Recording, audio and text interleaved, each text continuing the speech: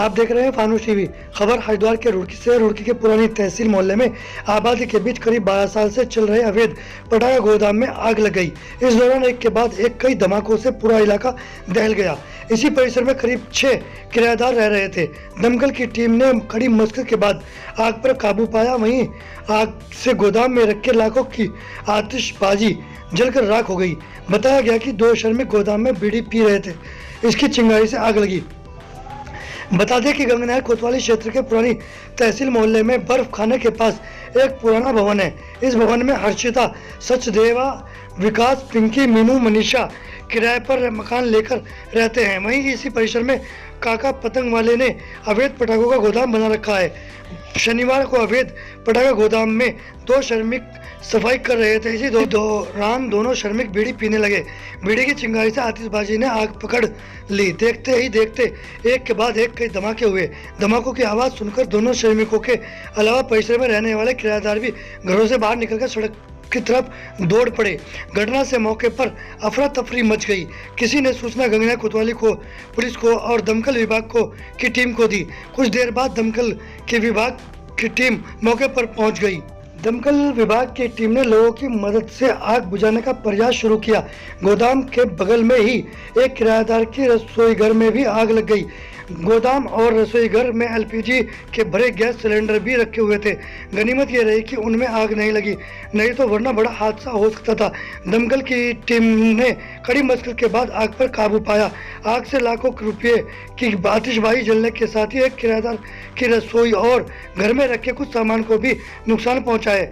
बताते चले कि बीती 20 फरवरी को भी रुड़की के कानून गोयान मोहल्ले में एक अवैध पटाखा गोदाम में आग लगी थी, जिसमें 4 लोगों की झुलसने से मौत हो गई थी, जबकि 2 लोग गंभीर रूप से घायल हो गए थे। गंगनहर कोतवाली प्रभारी निरीक्षक BAL भारती ने बताया कि पटाखा कारोबारी की तलाश की जा रही है। इस मामले में पुलिस मुकदमा दर्ज करेगी। 6 महीने यहाँ रहते हो गए। हमें पता था सिर्फ पतंगों का काम है, पतंगों का गोदाम है, पतंगे और चरखियों का। बाकी हमने होली पे देखा ना, होली का सामान भी था इनका। बाकी और इससे ज़्यादा जानकारी नहीं है, क्योंकि जो ओनर है यहाँ के वो चंडीगढ़ रहते हैं। उनका एक बेटा यहाँ रहता है, टिंकू राणा। तो फिलहाल वो यहाँ सफाई का काम कर रहे थे 2 दिन से, क्योंकि मैं अभी लंच पे आया था, तो मैं लंच करके मीटिंग दिया हुआ था गोदाम? हाँ, किराए पे था सर। किसे दिया था? ये बिट्टू पतंग वाले, कुंदन हलवाई के सामने ना, बिट्टू पतंग वाले, उनका गोदाम है सर। मैं बता रहा हूँ, मैं लंच पे जब आया तो मैं लंच करके जब निकल गया मीटिंग तक, जब वापस आया इतने में ही यहाँ आग लग गई, क्योंकि 2 मजदूर यहाँ सफाई कर रहे थे। सामान शिफ्ट कर रहे थे इधर से उधर। वो मजदूर लोग बीड़ी पी रहे थे, जैसा मेरी वाइफ ने बताया। ये यहाँ पर इसने पटाखा गोदाम बना रखा था, लेकिन हमें इसकी जानकारी भी नहीं थी। क्योंकि जब मैंने एक बार इससे पूछा था, मैंने इससे जानकारी ली थी। मैंने कहा आप पटाखों का काम करते हैं? पटाखे तो नहीं है। इसने कहा कि मैंने पटाखों का काम ही छोड़ दिया है, मेरे पास तो सिर्फ चरखी और मांझा, ये सब इस तरह की चीज़ें हैं। तो हमने भी ज़्यादा ध्यान नहीं दिया। लेकिन अब ये इतना बड़ा कांड हुआ है, उसमें इसे इतना भी सीख लेनी चाहिए थी कि कम से कम अगर थोड़ा बहुत पटाखा था रिहायशी एरिया में हटा लेना चाहिए था। नहीं, ऐसी किसी तरह की कोई कॉजुअलिटी कुछ नहीं हुई। वो जल्दी से पता चला तो सब लोग बाहर आ गए। सब बिल्कुल मकान खाली कर दिया गया। फायर ब्रिगेड और पुलिस का बड़ा सहयोग रहा, जो फटाफट आग बुझाने में बड़ा हादसा होने की पूरी उम्मीद थी। बहुत सारे पटाखे थे। सब मौजूद था अपने ऑफिस पर, कार्यालय के कार्य देखा था। मैं तुरंत गाड़ी अपनी MFE को लेकर, अपने यूनिट को लेकर घटनास्थल पर पहुंचा। यहाँ पर देखा तो कि एक रिहायशी इलाके में, जो अंदर बहुत सकरी गली है, वो उसके अंदर देखा तो 2 कमरों में आग लगी हुई थी और पटाखों की धड़ाधड़ आवाज़ आ रही थी। और हमने पूरे MFE से फॉर्म में अपना पाइप बिछा के आग बुझाना प्रारंभ किया, और जिसकी सूचना मैंने उच्च अधिकारियों को मौके पर ही दे दी थी। किसी प्रकार की यहाँ पर किसी का कोई हताहत नहीं हुआ।